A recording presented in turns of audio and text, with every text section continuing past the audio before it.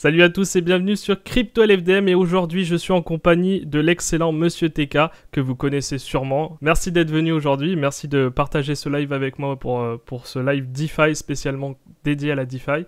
Et justement on va parler DeFi parce qu'on s'y intéresse tous les deux depuis un certain moment et qu'on a commencé pas mal de vidéos sur la DeFi et que maintenant il y a plein de choses à dire sur la DeFi, notamment sur l'écosystème Cosmos dont tu as parlé il y a peu de temps.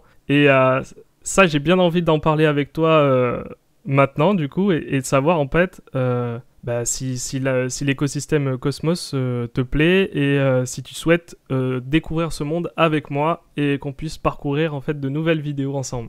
Moi, c'est vrai que ça fait pas longtemps du tout que je suis dans la DeFi. En tout cas, vraiment pleinement dedans. Et ça fait maintenant quelques mois que je suis dedans, notamment grâce à Kadena avec le Cadex, qui est une autre crypto-monnaie qui propose notamment de la DeFi. Et en fait, j'avais plein de membres de ma communauté qui ont pas arrêté de me parler de Cosmos, d'Atom, de tout ce qui gravite autour, hein, comme j'expliquais, Osmosis et compagnie. Bref, tout le monde en a parlé.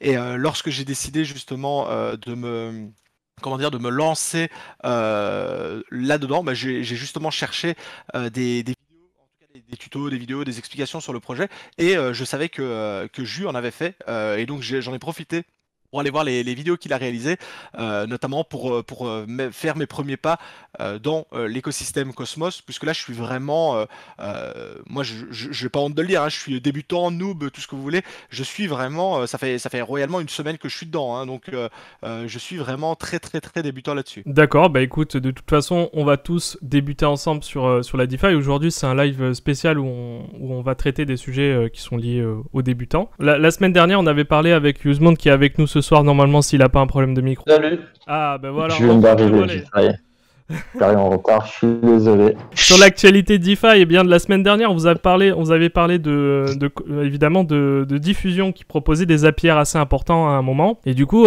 ces APR-là, forcément, elles ont baissé. On était à 1600% au début. On est à 318%, voire 360% en moyenne. Alors évidemment, ces APR, ils vont pas tenir très longtemps, mais le mécanisme qu'on avait prévu la semaine dernière, c'est-à-dire que le Levmos allait monter, a fonctionné. Effectivement, comme vous pouvez le voir, on est passé d'un Evmos qui était à 1,60$ à un Evmos à 2,10$. Même, il est monté à 2,30$, voire 2,40$ il n'y a pas très longtemps.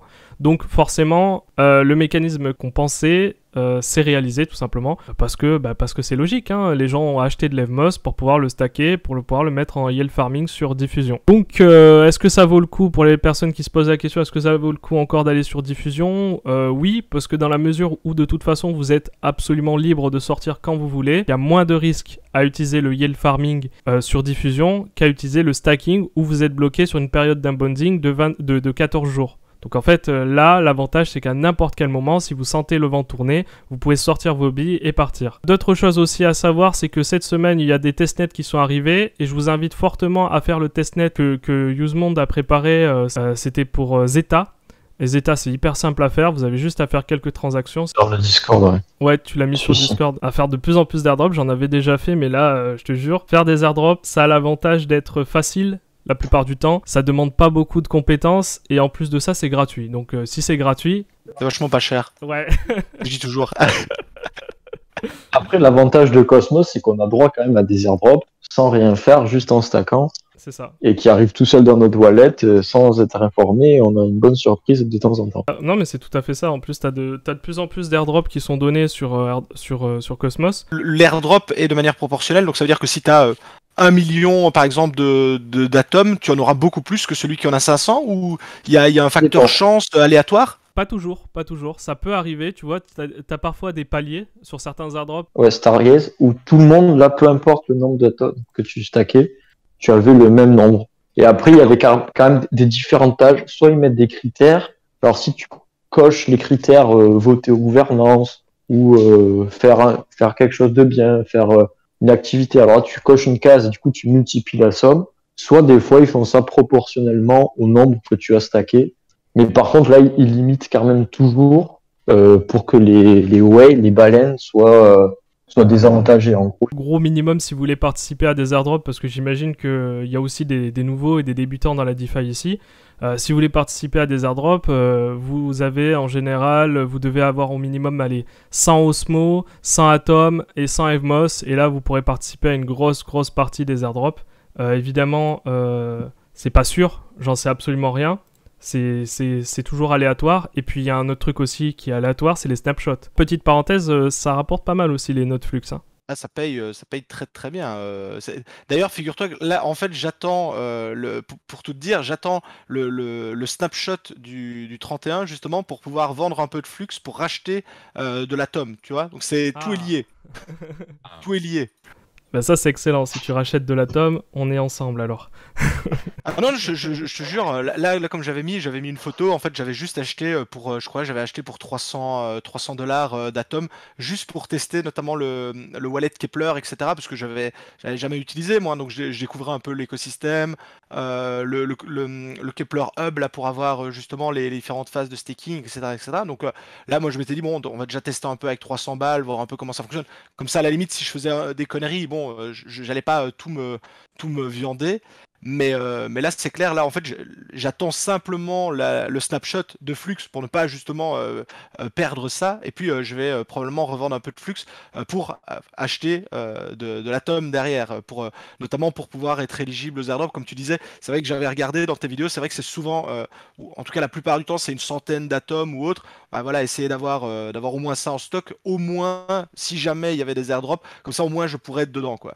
C'est ça. Bah, si tu regardes par exemple la majorité des airdrops qui sont disponibles, qui sont claimable maintenant, tu as par exemple Evmos Domain, il demandait 100 Evmos, 50 Atom et 200 Osmo. Dot c'est 25 Juno, Dot c'est par exemple Territory, il demandait 20 Atom, un NFT et un Stargaze Build NFT. Et pour ceux qui se posaient la question pour les airdrops, oui, il faut de préférence il faut avoir un stack de chaque. Un stack d'Evmos, un stack d'Atom, un stack d'Osmo. Et évidemment, ça, par contre, le montant, c'est complètement c'est arbitraire. Je veux dire, il y en a certains, ils vont faire un montant exorbitant. D'autres, ils vont prévoir un montant qui est plutôt courant, par exemple 10 Osmo. D'autres, ils vont prévoir 100 Osmo, 200 Osmo. Ça, on peut pas le savoir. On peut vraiment pas le savoir. Et on peut pas savoir aussi le snapshot. Donc, ça, c'est encore aléatoire. C'est pour ça que certains disent souvent qu'il faut pas se baser uniquement sur les airdrops pour calculer son rendement. C'est-à-dire qu'il ne faut pas compter uniquement sur les airdrops pour gagner de l'argent. Les airdrops, c'est du bonus. Je suis d'accord sur ça. Mais dans l'écosystème Cosmos Hub, c'est plus que du bonus à certains moments. Donc, c'est à voir. Tu te retrouves, quand tu vois que ton airdrop, il te rapporte plus que ton investissement initial, bah, c'est plus du bonus, c'est carrément ton investissement. Après, comme on dit toujours, à partir du moment où on te le distribue, entre guillemets, sans rien faire, hein, ou juste à cliquer sur un bouton, là, comme tu l'as montré, ça te rapporterait même 10 €, ce serait même difficile de faire la fine bouche, puisque tu l'obtiens, entre guillemets, sans rien faire, juste parce que tu détiens les coins, les jetons d'une plateforme, enfin d'un truc en particulier, donc ça c'est génial, quoi.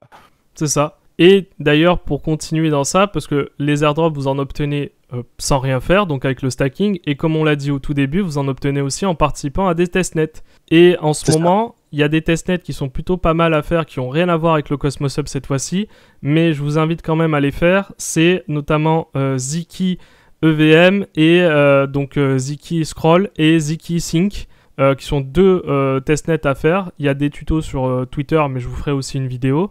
Et en fait, c'est hyper simple à faire. En tout cas, pour Ziki Scroll, pour l'instant, c'est hyper simple. Vous vous inscrivez déjà. Je vous invite à vous inscrire sur scroll.io. Donc là, vous allez tout simplement mettre votre pseudo ici, email, wallet adresse, Twitter, GitHub si vous avez, et comment vous avez trouvé ce site. Ensuite, vous faites I understand information, blablabla, et vous faites submit. Et après, vous allez recevoir un mail et ça va vous inviter à participer au testnet.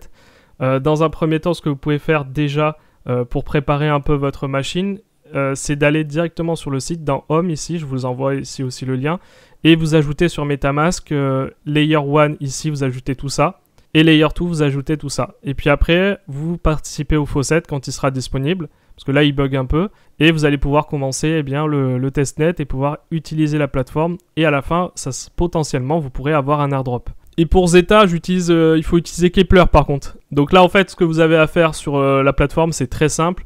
Vous arrivez, dans un premier temps, vous n'allez pas avoir de Zeta, c'est normal. Dans un premier temps, vous allez devoir suivre le tuto. Et sur le tuto, on va vous mettre un lien pour le faucet, tout simplement pour obtenir des Zeta, et aussi pour ajouter la chaîne sur MetaMask. Bon, la première chose à faire, c'est que vous allez devoir vous abonner à la chaîne, ici. Non, je rigole. Et ensuite... Il perd pas le nord. Vous allez aller, dans un premier temps, vous allez participer au faucet. Donc, évidemment, il vous faudra des tokens Zeta. Donc, forcément, vous allez devoir participer au faucet. Ensuite, vous allez vous connecter. C'est aussi simple que ça. Donc, vous allez sur Zeta Chain, vous vous connectez. Vous allez connecter votre MetaMask et une fois que c'est fait, eh bien, vous n'avez plus qu'à faire request asset.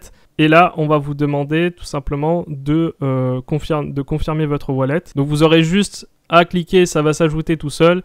Et par la suite, vous pouvez voir en plus... Ah, c'est super, t'as fait un GIF en plus. Vous allez sur la plateforme, vous faites quelques swaps. Voilà, vous échangez vos Girl ETH contre des ETH, des USDT, ce que vous voulez, sur différentes blockchains. Et vous allez gagner des points. Et tous les jours, vous pourrez gagner 1000 points. Et à la fin, en fait, vous ferez partie d'un leaderboard. Et en fonction de combien vous avez de points, eh bien, vous obtiendrez à la fin un airdrop conséquent ou pas, ça dépend. Ça prend même pas 10 minutes, même pas, je dirais même 5 minutes. C'est le testnet le plus facile à faire qu'on a en stock.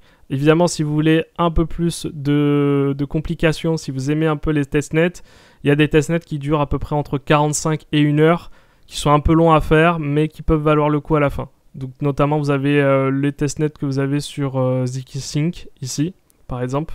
Mais celui-là, par contre, voilà, il est un peu chaud à faire. Je vous mettrai les liens en description quand je les aurai, quand on aura fait les tutos. Et du coup, ouais, c'est une grosse plateforme DYDX.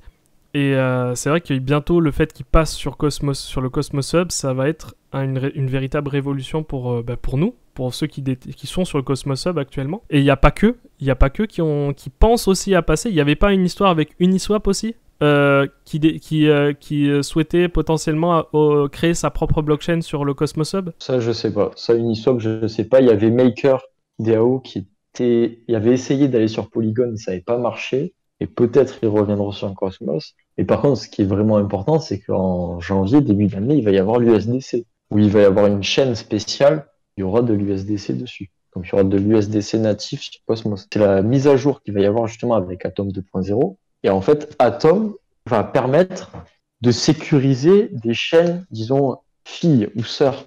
Au lieu d'avoir là, actuellement, chaque chaîne Cosmos est indépendante et a ses propres validateurs. Et là, il y aura la possibilité pour une chaîne de se dire, je veux être sécurisé par Atom.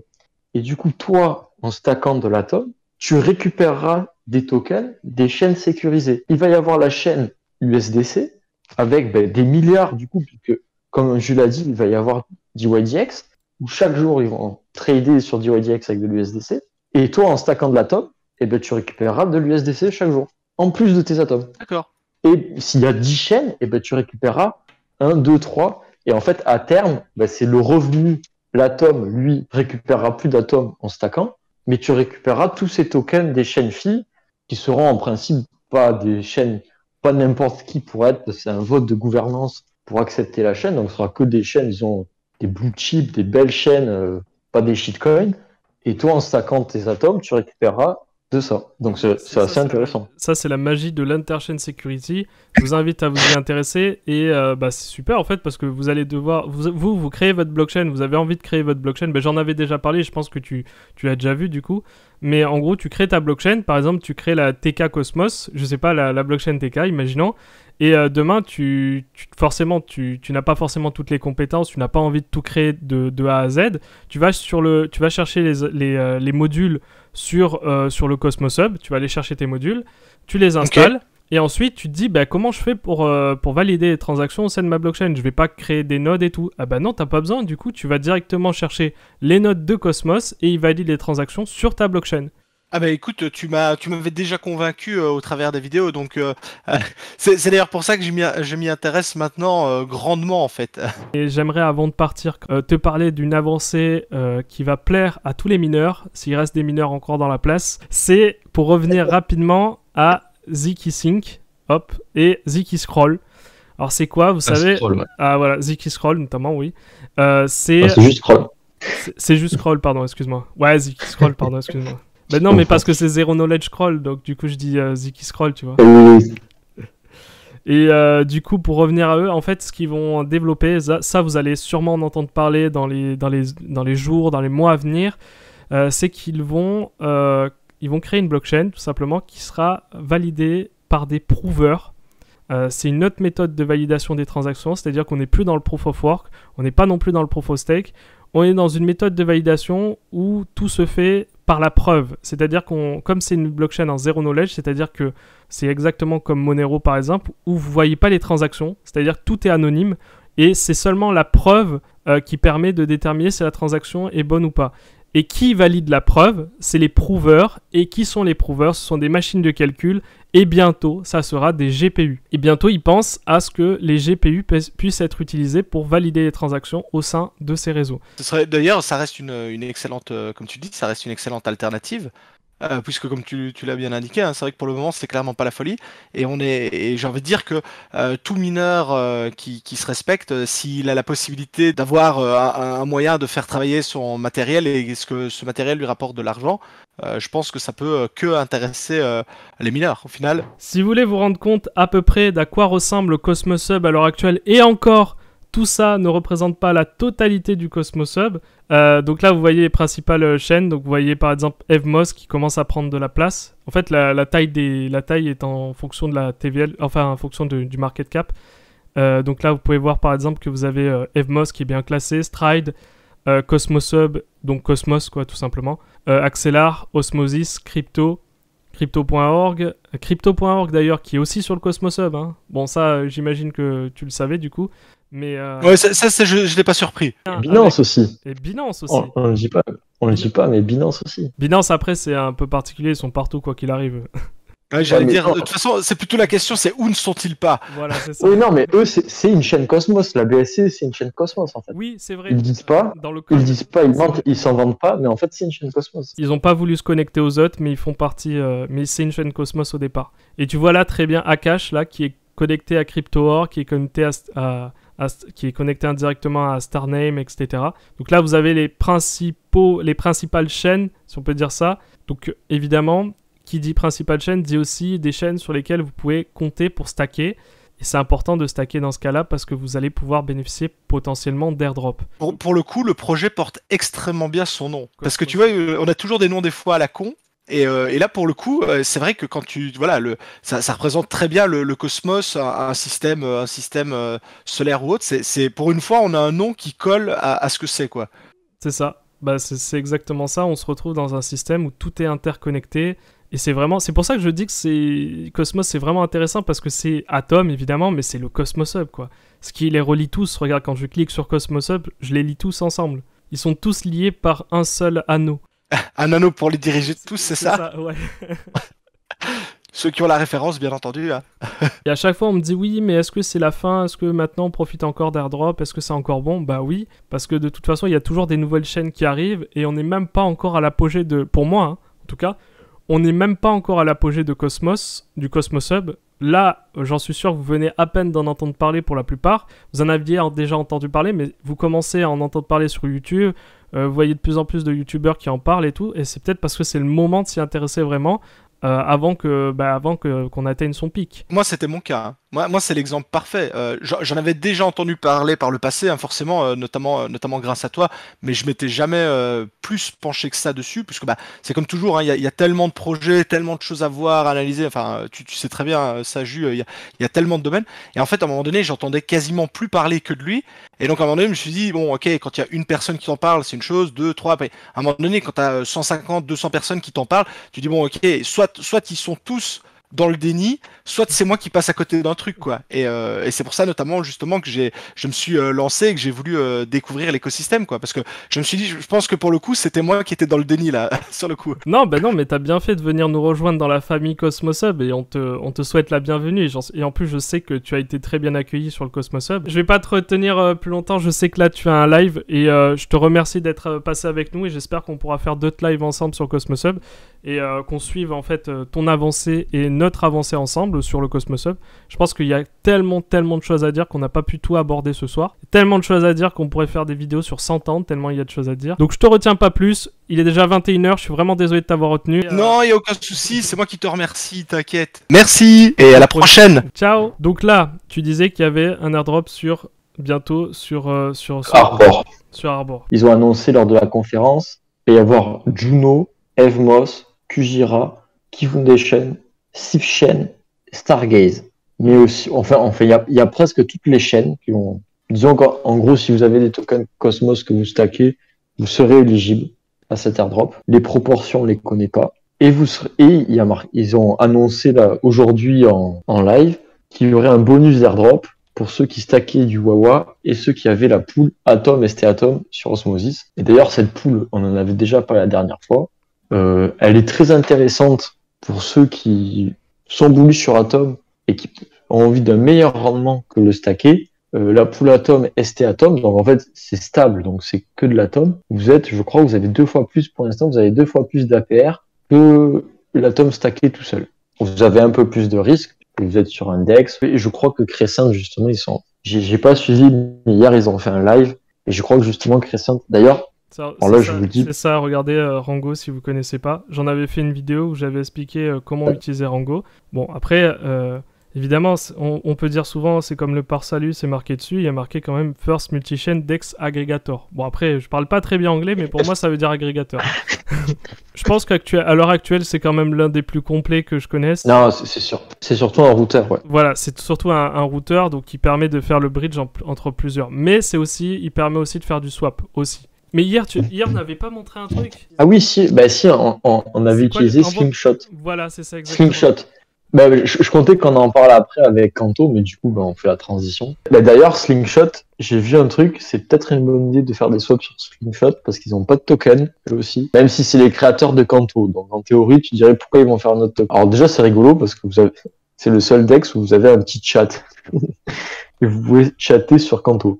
Vous avez le Kanto chat, vous vous connectez, et ils prennent en compte Osmosis. Mais eux, ce qu'ils font, c'est que quand vous swappez sur Osmosis, du coup, vous voulez swapper de l'Osmo en je ne sais quel autre token, Slingshot, eux, ce qu'ils font, c'est au lieu d'utiliser la pool Osmosis, ils font en routeur et ils vous calculent, peut-être que en fait, tu vas payer moins cher si, au lieu de passer de l'Osmosis pour acheter de l'Evmos, en fait, c'est moins cher d'acheter du DVPN et après d'acheter de la cash et après d'acheter de l'Evmos. En fait, tu vas avoir plus d'Evmos du coup que si tu avais juste fait le swap tout court. Et eux, ils te font ça en une seule transaction, en fait. Ouais, c'est le gros avantage, oui. Après, comme tu disais, à l'heure actuelle, il y a tellement peu de DEX que je suis pas sûr qu'on puisse faire de bonnes affaires non plus. Eux, c'est pas en fonction des DEX, c'est que au sein d'Osmosis. Donc, en fait, si tu as... c'est en fait le multi-swap d'Osmosis, mais en mieux. Oui, j'ai bien compris, en fait, c'est par rapport au cheminement. Et si tu veux changer de l'Osmo contre, imaginons, du Wawa... lui, toi, sur Osmosis, lui, il va te faire passer peut-être Osmo Atom, Atom machin et machin Wawa. Lui, en fait, il va choisir tout de suite pour lui le meilleur chemin pour éviter les frais de transaction exorbitants. C'est ça. Après, Slingshot, c'est surtout intéressant pour swapper sur Kanto, pour acheter du Kanto, qui est une blockchain aussi Cosmos Kanto. Kanto, c'est un fork d'Evmos. Par contre, le prix du token est bien inférieur à celui d'Evmos. Oui, mais après, ça, c'est pas comparé. Il faut comparer les supplies aussi. Mais du coup, en market cap, on est à combien là sur Kanto? Je vais regarder. 95 millions. Et il y a un tiers de la supply qui est disponible. 95 millions pour un concurrent d'Evmos, alors qu'Evmos est à 800 millions. Après, ça ne joue pas. Hein. Évidemment, il n'y a pas que ça à prendre en compte. Combien il y en aura en circulation? Il y en a 300 millions actuellement et il y en aura 1 million. On est à combien sur Evmos? Actuellement, il y en a 302 millions. 332 millions. Donc oui, c'est pareil en final. Ça vaut peut-être le coup d'y mettre un billet alors. Alors Kanto, je vais vous dire les pour et les contre. Kanto, ça a été créé par des OG, en fait, des mecs de TH, en fait, qui font de la DeFi sur ETH, des builders de TH. Et ils ont créé Kanto. Mais Kanto, en fait, il faut comprendre que c'est une chaîne, mais en fait, c'est Evmos. Tu prends Evmos et tu marques Kanto à la place. Mais sinon, le code à l'intérieur, il y a très peu de différence. Il y a une seule différence, c'est qu'il y a un stablecoin natif sur la chaîne. Le point noir de Kanto, en fait, qui revient à chaque fois, c'est qu'en fait, les devs ont énormément de tokens qui sont libres et libérés qui sont dans leurs mains. Et c'est à leur bonne conscience de pas les vendre ou qui actuellement ils sont en LP, parce qu'en fait, comment ça marche? Il fallait supply ces tokens pour créer du stablecoin note. Donc du coup, il y a une grosse somme et en fait, à tout moment, les devs peuvent rug la chaîne et tout vendre. Ça, c'est le gros point noir. Alors évidemment, peut-être mettre un billet, ok, mais peut-être pas. Enfin, faut voir ce que ça donne. Si vous voulez passer directement par là, vous pouvez. Par des sexes, vous pouvez. Moi, je le conseille pas forcément, mais ça dépend des montants en fait. Ou sinon, vous pouvez directement utiliser le bridge. Donc là, vous choisissez, vous allez sur Ethereum. Alors, si vous avez des ETH, vous êtes obligé de les swap contre des WETH, des USDT ou des USDC. Donc c'est un petit peu le point noir, on va dire. Une fois que vous avez sélectionné votre token, eh bien, vous transférez votre token de la blockchain Ethereum vers Canto. Une fois que c'est fait, eh bien, vous allez ensuite sur Syncshot. Donc là, juste là. Et là, vous allez choisir ici la blockchain Canto. Et là, ce que vous allez faire, c'est tout simplement, vous allez changer vos USDC, par exemple, si vous avez des USDC, contre des Canto, tout simplement. Voilà. Et là, vous les échangez, tout simplement. Pour un débutant, ça vaut quand même plus le coup d'aller sur un sex directement, d'acheter ces Canto, de les envoyer sur la wallet, parce que là, s'il doit faire tout le chemin à chaque fois, ça devient une tannée, sincèrement. Vous avez le Canto et le stablecoin qui est Note. Alors, si vous regardez sur Slingshot, le Note, il est pas très stable. Il est stable, il a 1,03. Il prend c'est pas le... Là, je sais pas ce qu'il est en train de faire, mais il est pas $1 stable. Ça reste du stablecoin pas trop stable. Donc, c'est pas comme l'UST, mais il faut faire très attention quand même. Mais la LP, en note USDT ou USDC, vous êtes à 25% d'APR. Donc, sur du stablecoin. Je pense, on est au-dessus d'un corps, on est dans les trucs... costaud en LP. Et sinon, après, les principales LP intéressantes, c'est Canto ETH et Canto Atom, surtout Canto Atom, où on est à 350% d'APR. Sur Diffusion, vous avez 7 millions, et sur Canto, il y en a presque 10. Il y a plus de 70 millions. 70 millions, waouh. Ah oui, il y a de l'argent sur Canto. Il y a de l'argent, mais c'est pas bon signe aussi. Il y a plus d'argent pour intéresser aussi les hackers. Et... Là, vous avez le classement de tous les DEX ici. Et clique en dessous sur Y2R. Ça, j'ai vu, c'est sorti cette semaine. C'est un yield aggregator. Tiens, donc, c'est comme Bifi. On parlait de DIDX. Voilà, DIDX 383 millions. Donc, c'est pas un petit DEX non plus. Ouais, après, pour revenir, là, on était sur Canto. Pour revenir rapidement, parce qu'on est sur Défilama, autant aller directement sur Diffusion. Vous pouvez constater que sur Diffusion, on est pas mal. Hein. En termes de TVL, on est à 7 millions quasiment. Bon, 6 millions là. En termes de perspective, c'est assez grand parce que c'est vraiment peu 6 millions si on regarde bien par rapport aux exchanges qui sont à peu près du même acabit. Je suis quand même confiant sur le prix de l'EVMOS, c'est-à-dire, mis à part énormément d'unbundling, vu l'argent qui va arriver sur EVMOS, parce qu'en soi, là, les APR, ils en ont donné un tout petit peu à Diffusion. Mais là, la semaine prochaine, on a dit, il va arriver Kinesis, donc du stablecoin. Il y aura des rendements à 20% sur du stablecoin. Et là, il va y avoir sûrement énormément de stablecoins qui vont arriver aussi sur EVMOS. Plus peut-être d'autres DEX qui vont sortir, il va y avoir de la pression pour acheter de l'EVMOS pour utiliser la chaîne. Sincèrement, je vais te dire, à titre perso, pour l'instant, je vais prendre mon temps pour Canto. On verra bien ce que ça donne. Après, il y aura quoi? Il y a Kinesis. Kinesis, peut-être que je vais m'y intéresser. Je pense qu'il faut plus s'intéresser à la DeFi sur EVMOS. Ouais, je pense, ouais. Au vu de la charte de Canto, je pense que ça peut mal finir quand même. Je vous avais dit, selon moi, que le mécanisme des APR allait nécessairement, selon moi, à 90% faire grimper le cours de l'EVMOS. Et vous avez pu voir qu'effectivement, ça a eu lieu. On était à un EVMOS qui était à 1,60$ et qui est monté à 2,40$. Mais en même temps, c'est des mécaniques très logiques. Je veux dire, des fois, ne vous compliquez pas la vie. Essayez de comprendre que les mécaniques sont très simples. Demain, vous avez des APR importants sur une pool où on vous demande un certain token. Forcément, les gens ils vont acheter ce token dans la mesure où ils sont bloqués en unbunding pendant un certain délai. Ils vont acheter ce token pour tout simplement le mettre en yield. Donc là, c'est ce qui s'est passé. Et on l'a vu, ça s'est passé. Le token EVMOS a grimpé. Donc, si vous aviez, par exemple, acheté des EVMOS avant, juste dans le but de les revendre, vous étiez au bon endroit parce que vous auriez pu faire une plus-value importante. Vous êtes passé de 1,60$ à 2,40$ au pic. Et là, il est à 2,05$, je crois. Mais bon, ça va légèrement remonter. De toute façon, là, il va y avoir des personnes qui vont sûrement sortir du yield. Et puis, il y aura potentiellement aussi les personnes qui sont en stacking qui vont unbound pour pouvoir aller sur tout simplement pour aller sur le yield de diffusion. Donc pour moi, tous ces mécanismes font que, oui, la semaine dernière, quand on disait que l'Evmos allait grimper, c'était à 90% vrai.